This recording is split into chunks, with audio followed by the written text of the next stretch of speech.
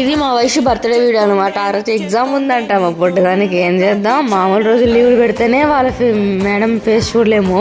ఇంకా ఆ రోజుగానే లీవ్ పెట్టినానంటే ఇంక అంతే అనేసి అయితే పొద్దున్నే చెప్పాను లేటుగా వస్తాము, దేవుని కడపకు పోయేసి వస్తాము అనేసి. దేవుని కడపకి వెళ్ళామన్నమాట, గుడికి, వెంకటేశ్వరం గుడికి. ఇక్కడ మా వయసు జడకైతే ఒక పెద్ద స్టోరీనే ఉంది.